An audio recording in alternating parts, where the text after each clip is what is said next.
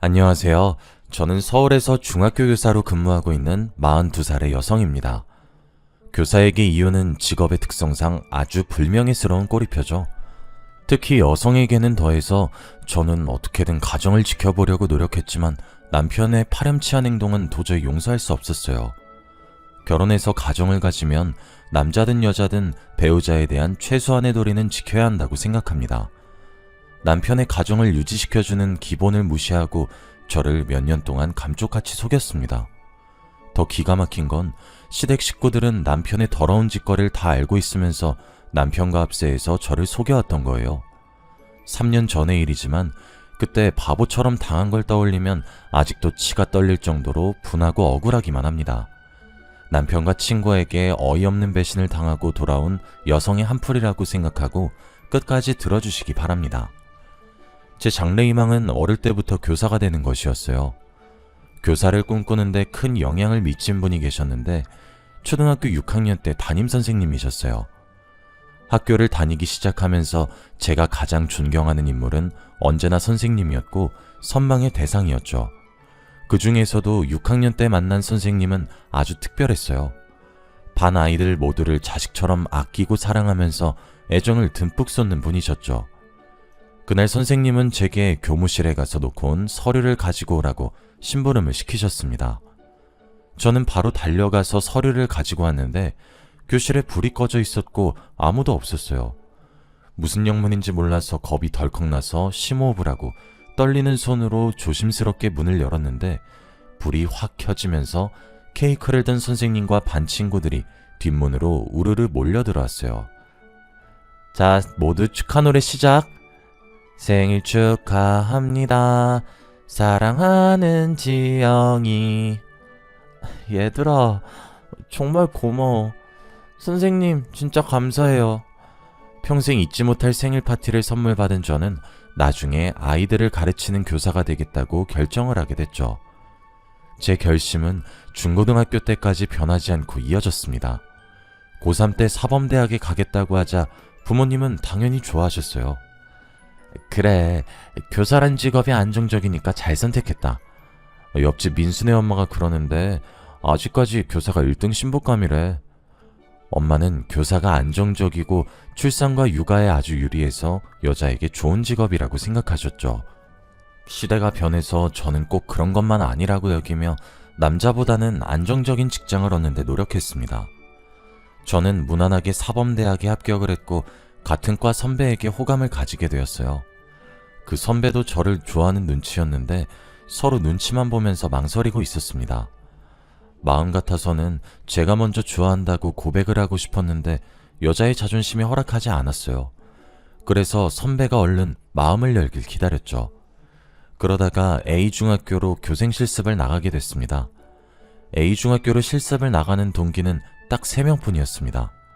그 중에 한 명은 갑자기 엄마가 돌아가시는 바람에 실습에서 중도하차하게 되었어요.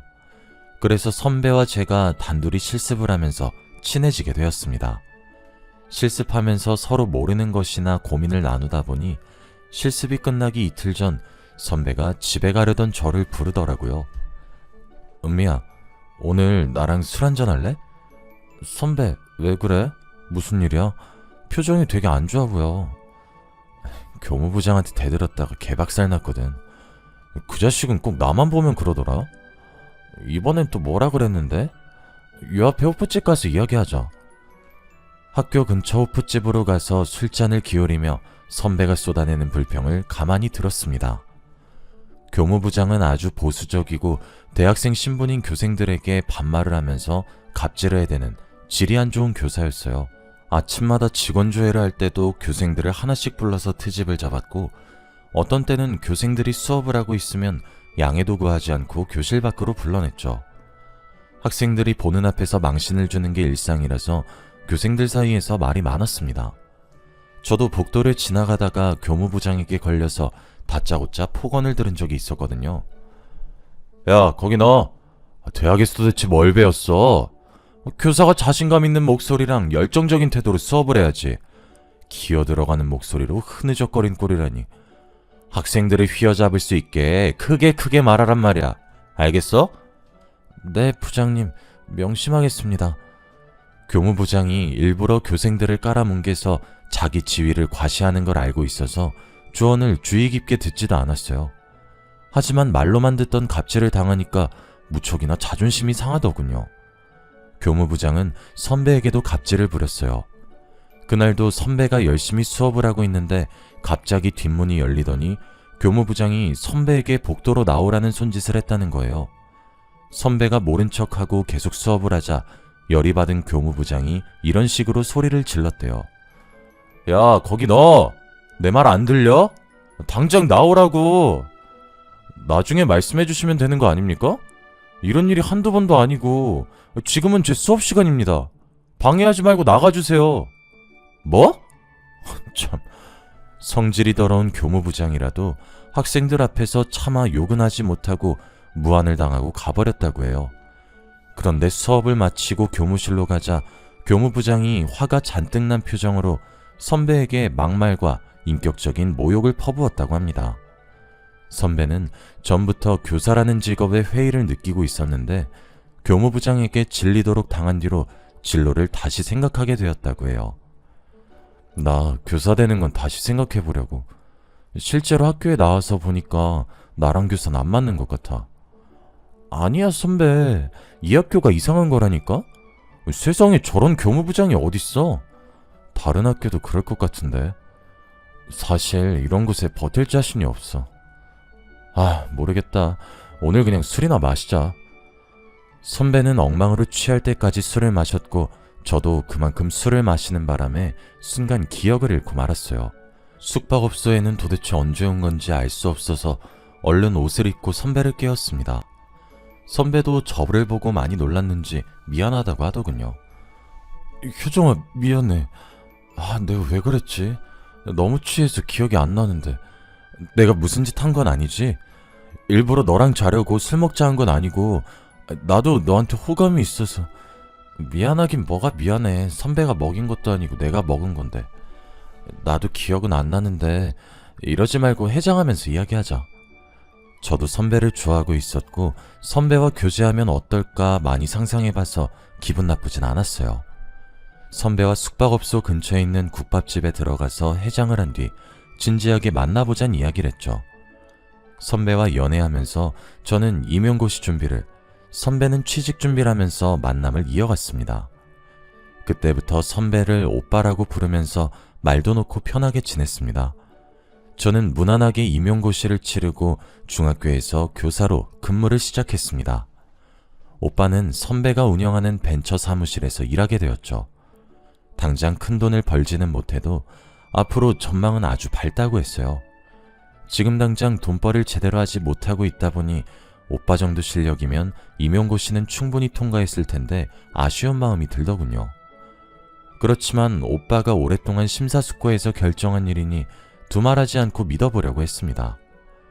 어느덧 시간이 지나 2년 정도가 흘렀어요. 결혼할 나이가 되었고 오빠에게 큰 흠이 있지도 않고 좋은 사람이라는 걸 알고 있어서 결혼 이야기도 슬슬 꺼내고 있을 때였습니다. 오빠와 함께 시어머니를 찾아가니 의외의 반응을 보이시더군요.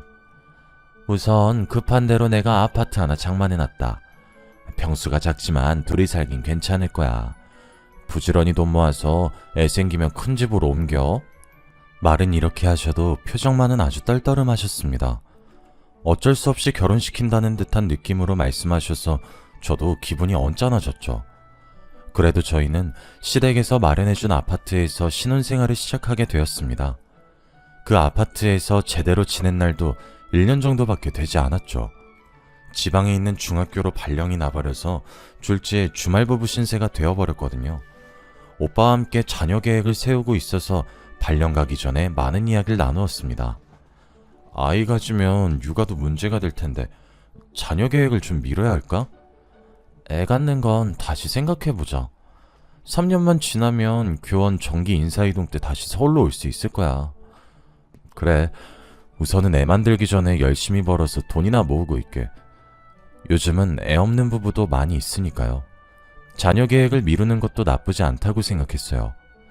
한창 재미있을 신혼에 생이별을 해야 하는 신세가 안타까웠지만 늘 붙어있는 것보다 떨어져 있다가 만나면 정이 더 생긴단 말이 있으니까요.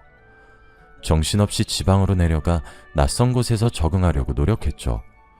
몇 달이 지나자 동네 지리도 다 파악하게 되었고 친하게 지내는 동료 여교사도 생겼어요.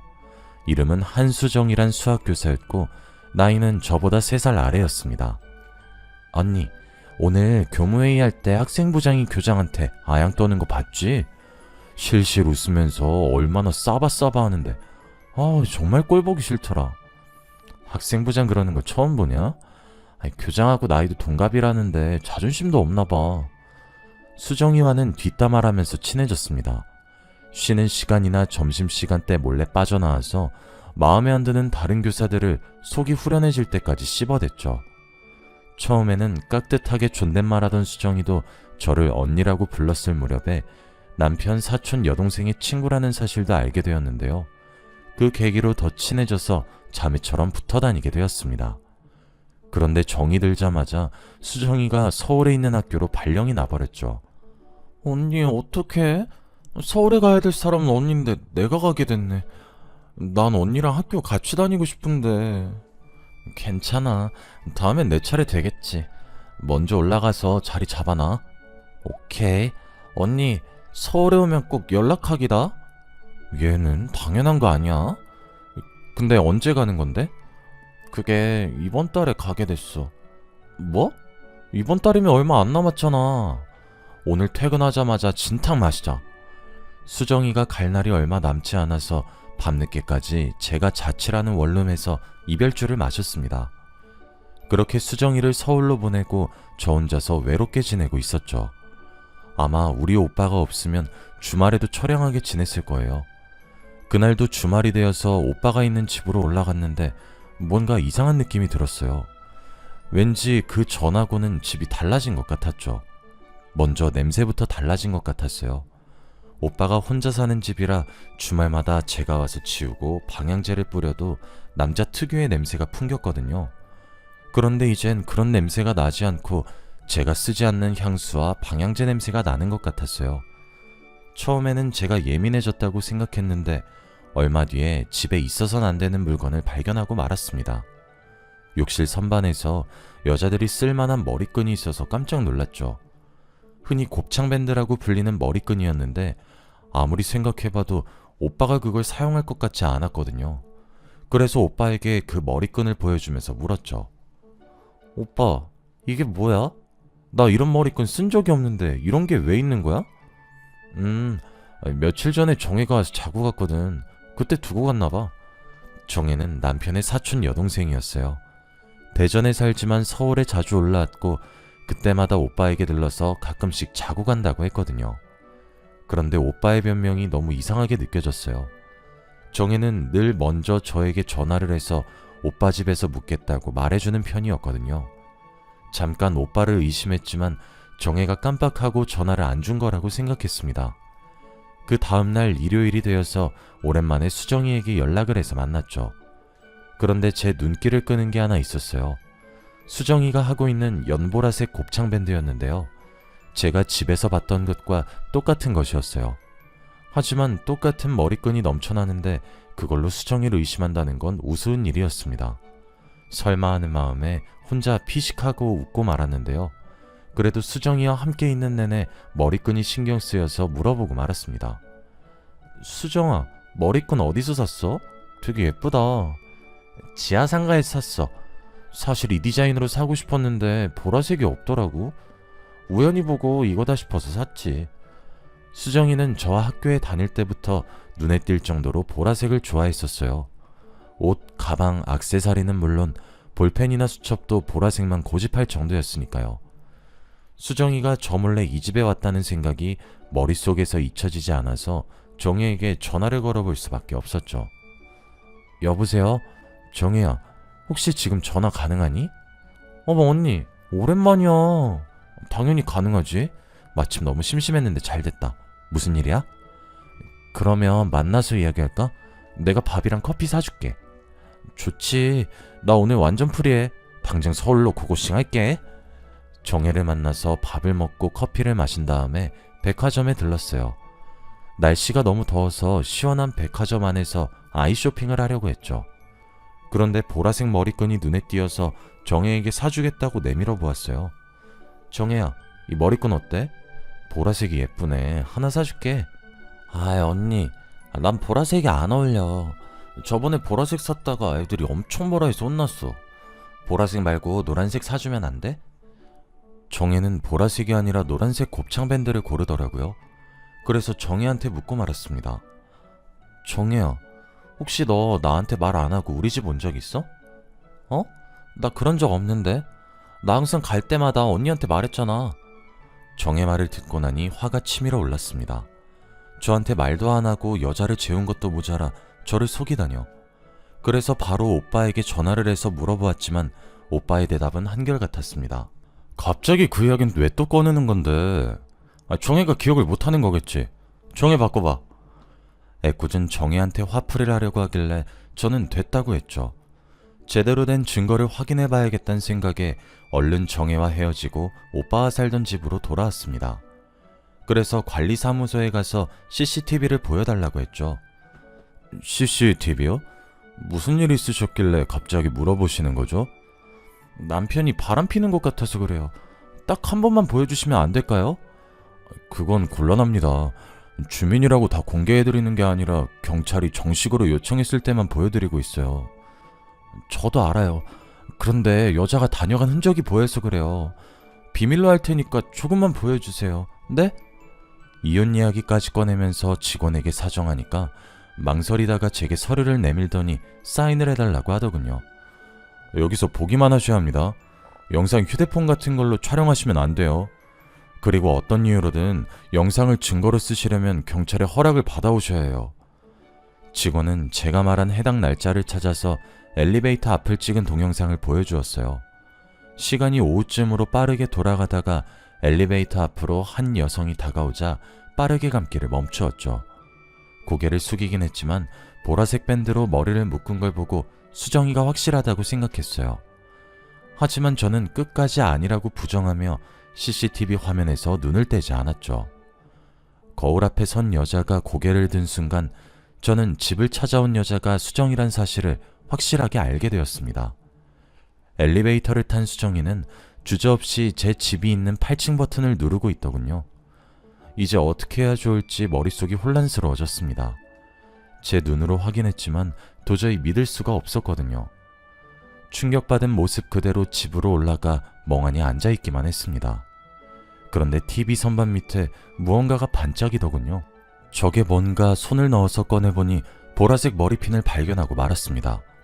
의심할 여지 없이 수정이의 것이었죠. 도대체 몇 번이나 이 집을 왔던 걸까요?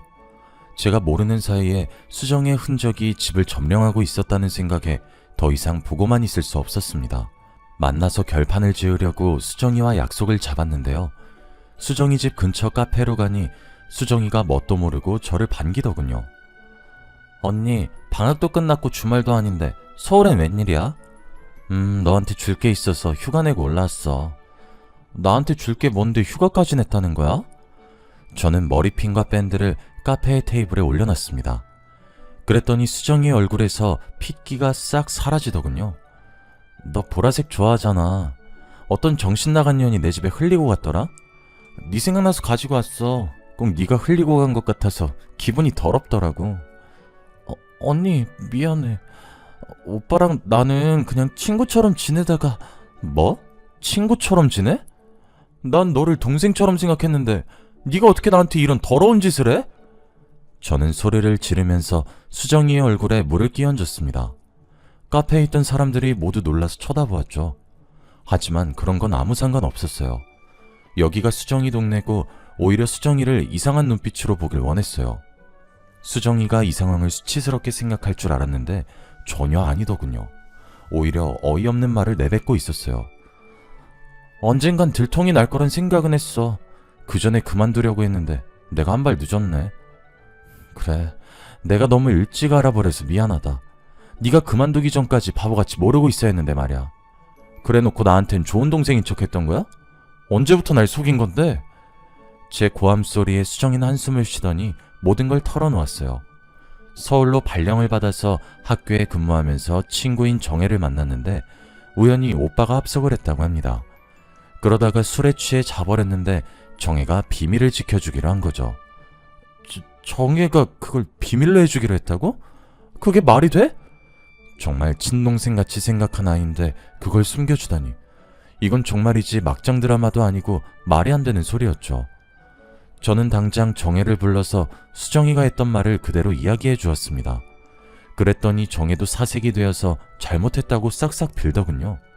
아니 언니, 내가 잘못했어. 제발 용서해줘. 내가 말하면 오빠가 이혼할까봐 그랬어. 그리고 난 그만 만나라고 했는데 수정이가 몰래 만난 걸 나보고 어떡하라고. 나도 어쩔 수 없었다고. 오빠가 이혼할까봐 그랬다고? 그럼 나는 끝까지 내 친구랑 잔 놈이랑 지내라고 둔 거야? 너 진짜 못됐다. 어떻게 사람이 그러니? 난 억울해.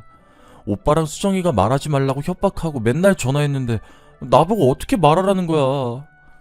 정혜는 더 이상 말하지 못하고 흐느껴 울기만 했어요. 그래요. 정혜가 무슨 잘못이 있겠어요. 저라도 제 동생이나 오빠가 그랬으면 말 못했을 것 같아서 심호흡을 하면서 겨우 진정을 했어요. 그래서 정혜한테 어떻게 둘이서 만나게 된 건지 물어보았습니다. 단짝 친구였던 수정이가 서울로 오자 정혜는 바로 서울로 달려왔고 둘은 밤이 늦도록 술을 마시면서 쌓였던 회포를 풀었다고 해요. 그러다 술값이 너무 많이 나오자 정혜가 오빠를 부르겠다고 한 겁니다. 수정아, 우리 오빠 보고 술값 내달라고 할까? 오빠 지금 집에 혼자 있을 것 같은데. 그래? 나야 좋지. 오라고 해.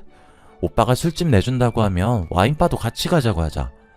둘은 의기투합해서 혼자 있는 오빠를 불러냈고 오빠도 거절할 이유가 없었죠. 정혜와 수정이 있는 술집으로 와서는 같이 술을 마시기 시작했습니다. 수정아, 우리 오빠가 술값 내준대. 와인바도 같이 가주겠대. 엄청 멋있지? 정혜야, 입에 침이나 바르고 그런 소리 해라. 맨날 배 나온 아저씨라고 타박만 하더니 왜 이래? 몰라서 물어. 비행기 태워줬으니 한턱 쏘라는 거지. 알았어. 오늘은 내가 다 쏠게. 정혜는 술에 취했지만 수정과 오빠가 여러 번 눈이 마주치고 묘한 분위기가 풍긴다는 사실을 알아차렸다고 합니다. 그러다 새벽까지 같이 술을 마셨고 수정이는 술에 취할수록 오빠에게 아양을 떨었다고 하죠. 정혜도 무척이나 취해 둘이 붙어있지 말라고 중얼거렸다고 하는데요. 정신을 차렸을 때에는 택시 아니었고 택시 아저씨가 도착했으니 얼른 내리라고 소리를 지르고 있었다고 했습니다. 그래서 얼른 내려서 집으로 들어가 잠에 들었는데 다음날 오빠가 전화를 해 충격적인 말을 전했다고 합니다. 너 오늘 수정이 만난 거 말하면 안 된다. 어제 한 짓 다 잊어버려야 돼. 뭐? 어제 한 짓? 정혜는 그제야 어제 일어난 일들을 떠올렸다고 했습니다. 수정이와 오빠가 기대다가 끌어안고 입을 맞추던 게 생각이나 정혜가 펄쩍 뛰었다고 말해주었죠. 오빠 미쳤어? 설마 수정이랑 잔 건 아니지? 시끄러워. 자든 말든 말하지 말라고. 이혼당하면 네 탓인 줄 알아? 그러다 들키면 난 어쩌라고. 나더러 가정 파탄범이 되라는 말이야? 절대 안 돼. 안 들킬 자신 있어. 우리만 비밀 지키면 돼. 생각해봐. 마누라가 우리 만난 걸 어떻게 알겠어?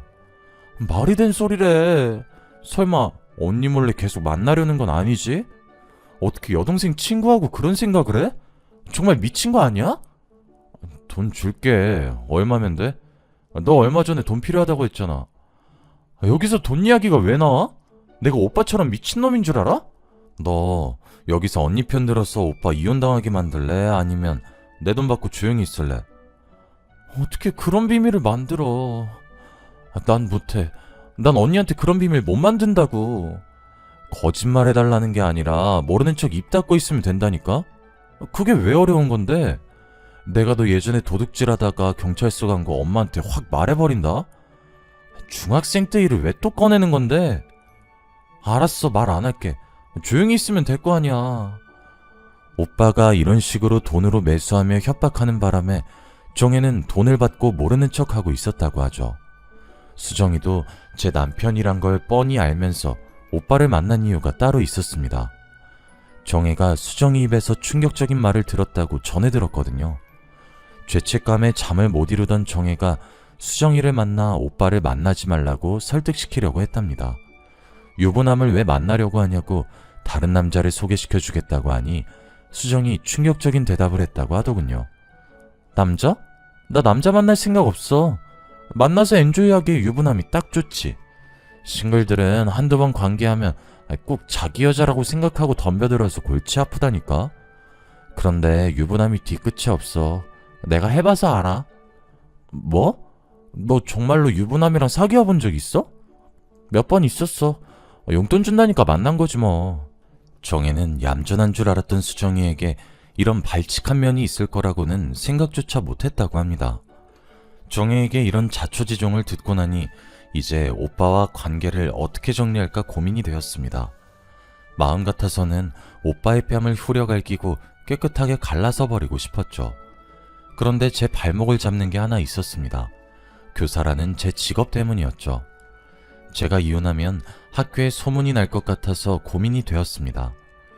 제가 다니는 중학교의 여교사도 남편의 불륜으로 이혼을 했는데 정말 웃기는 건 소문이 이상하게 나서 그 여교사가 바람을 피워서 남편에게 이혼을 당했다는 말로 와전이 되고 말았습니다.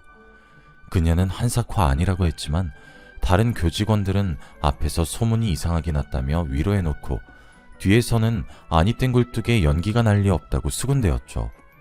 그렇게 그 여교사는 따돌림을 당하면서 겉돌다가 그런 소문들이 학생의 귀에 들어가 학부모들도 알게 되었습니다. 우리 아이들을 불륜녀에게 맡길 수 없다는 학부모들의 공개적인 항의에 그 여교사는 견디지 못하고 학교를 떠나고 말았는데요. 그 여교사가 이제는 제가 될 것 같아서 무섭더군요. 꼭 그렇게 소문이 와전돼서 내쫓길 거라는 근거는 없었지만 갈등과 고민에 빠져들게 하였습니다. 그러다가 정혜에게 온 문자를 보고 또 한 번 충격을 받았습니다. 언니, 이것까지 숨기면 언니한테 정말 못된 짓 하는 것 같아서 말해. 우리 엄마도 오빠가 바람 피는 거 알게 됐는데 나보고 가만히 있으라고 했어. 내가 결혼해서 이런 짓 당했을 거라고 생각하니까 억장이 무너지더라. 밤새 고민하다가 가족이랑 연 끊길 각오하고 이렇게 문자 보내놔. 내가 언니를 정말 좋아하고 잘 따르는 거 알지? 언니가 오빠랑 정리하고 좋은 사람 만났으면 좋겠어. 시어머니도 저를 속이다니 오빠를 이혼만 해주고 보내줄 수가 없더군요. 정혜의 문자를 보고 복수를 해줘야겠다는 생각을 해냈습니다. 그래서 저는 얼른 정혜와 수정이에게 문자를 보내놨습니다. 앞으로 어떤 결과가 나오든 내가 알아서 할 테니까 가만히 입 다물고 있어. 오빠랑 연락하거나 만나지도 마. 저는 여러 번 정혜와 수정에게 오빠가 눈치채지 못하도록 입에 자물쇠를 채우라고 했어요. 아무것도 모르는 오빠는 수정이와 연락이 끊겨 아쉬웠는지 제가 주말에 올 때마다 부부관계를 원했어요. 하지만 여러 여자들과 어울리던 그 인간과 잠자리를 갖고 싶지 않았죠. 오늘은 좀 피곤하네. 그냥 쉬고 싶어. 그러니까 건드리지 마. 알았어. 귀찮게 안 할 테니까 먼저 자. 저는 누웠지만 잠이 오지 않았어요. 그래도 오빠가 꼴 보기 싫어서 자는 척하고 누워 있었습니다. 그런데 그때 오빠에게 전화가 걸려왔어요. 오빠는 저를 쓱 쳐다보더니 거실로 나가더군요. 엄마, 집사람은 자고 있어. 괜찮으니까 말해. 수정이 그년이 전화한 줄 알았는데 시어머니의 전화였습니다. 오빠가 거실 소파에 앉아서 통화를 하고 있더군요. 시어머니가 무슨 말을 하는지 알 수 없었지만 오빠가 하는 대답을 들어보니 무슨 대화를 하는 건지 어림잡을 수 있었어요. 알겠어, 엄마. 내가 정리한다니까. 무슨 가정이 깨져. 내가 조심해서 지금까지 안 들켰는데. 그리고 수정인 내가 정리했어. 다른 남자 생겼는지 나 차단한 것 같더라고. 혜미도 정리한다니까. 알겠어. 잔소리 좀 하지 마. 만난 지 3년이 넘었는데 어떻게 바로 정리해. 나도 시간 필요하니까 기다려줘. 오빠가 저 몰래 다른 여자를 또 만나고 있었습니다. 혜미라면 저도 알고 있는 여자였어요. 오빠가 일하는 벤처 사무실에서 일하는 여직원이었죠. 오빠가 전화 통화하는 걸 계속 들어보니 교사라는 직업을 포기한 것도 혜미라는 내연녀가 마음에 들어서 선배의 사무실에 들어갔던 겁니다. 저와 결혼을 한 뒤에도 그녀와 내연 관계를 이어오고 있었던 거죠. 그래놓고 오빠는 시어머니께 비밀을 지키라는 당부의 말을 하더군요. 정리할 거니까 걱정 마. 내가 알아서 할게. 엄마도 비밀을 확실히 지켜야 돼. 알겠지? 둘의 전화 통화를 들은 저는 충격을 받아서 정신이 아찔해졌습니다. 얼마나 화가 치밀어 오르는지 당장 이불을 던지고 나가서 오빠의 멱살을 잡고 얼굴에 침이라도 뱉어주고 싶었죠. 하지만 제대로 된 복수를 위해 입술을 꽉 깨물고 억지로 참았습니다. 외도 증거를 확실히 잡아 법정에서 이기려고 집안에 카메라를 숨겨놨습니다. 연차 내놓고 출근하는 척했다가 집 근처에 숨어 있었어요.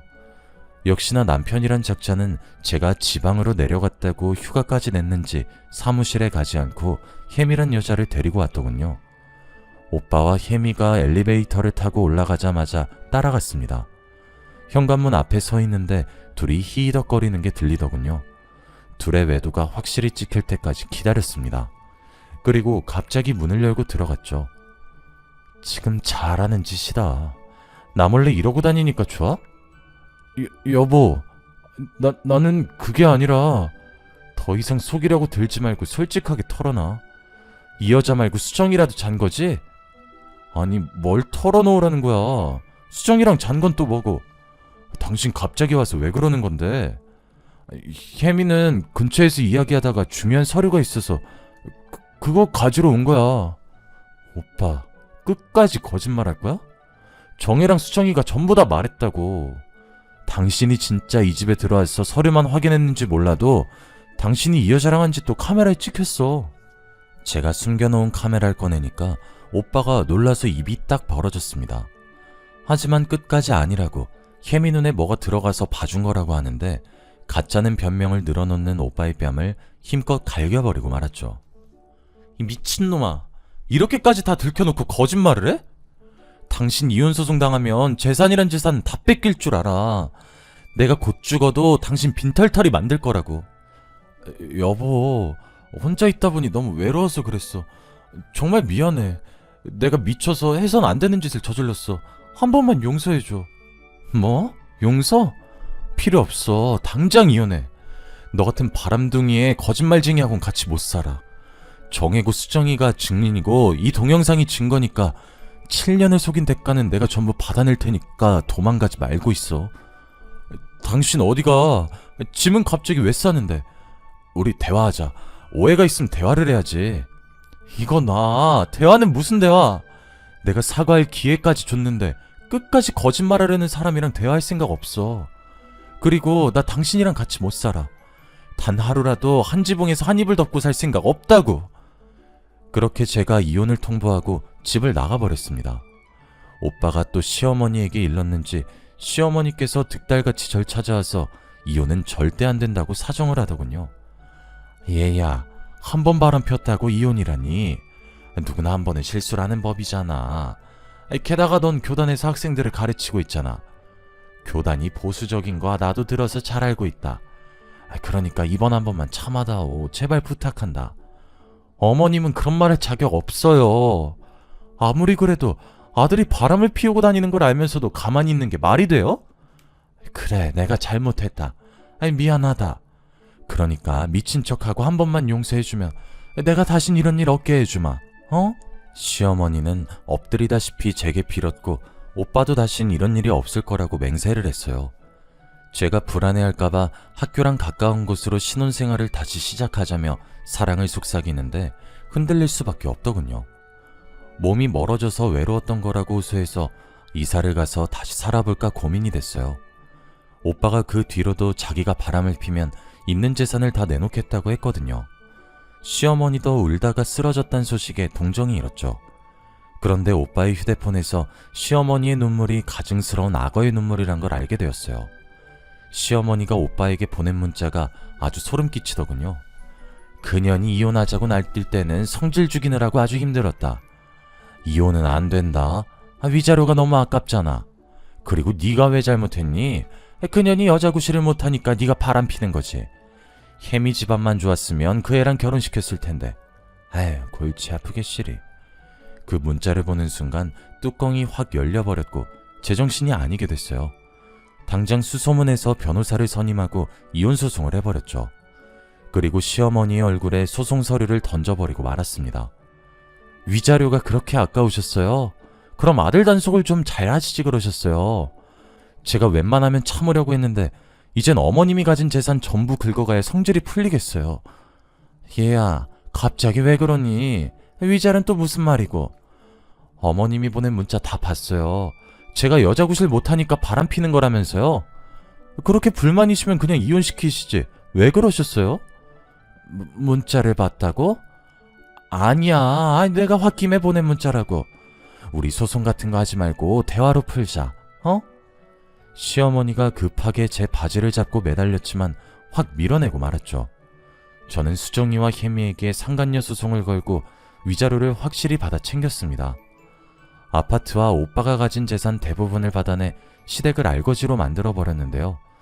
오빠가 바람을 폈다는 소문이 흘러들어갔는지 벤처 사무실에서 쫓겨났다고 하더군요. 이혼한 뒤 학교에 저에 대한 소문이 돌지 않을까 걱정했는데 3개월 만에 서울에 있는 학교로 발령받게 되었습니다. 그래서 사람들이 제 치부를 알게 될까봐 불안해하지 않아도 됐죠. 여러분들 중에서도 배우자의 외도를 알고 참고 계시는 분들이 있을 거란 생각이 듭니다. 하지만 아무 희망이 없는 현실을 참고 견디는 것보다 새로운 인생을 찾는 게 훨씬 더 의미 있으실 거예요. 두려워하지 마시고 잘못된 게 있으면 바로 잡으시고 저처럼 제대로 된 보상을 받으시길 바랍니다. 더 이상 불륜으로 상처받는 사람이 없길 바라며 이만 글을 줄이도록 하겠습니다. 감사합니다.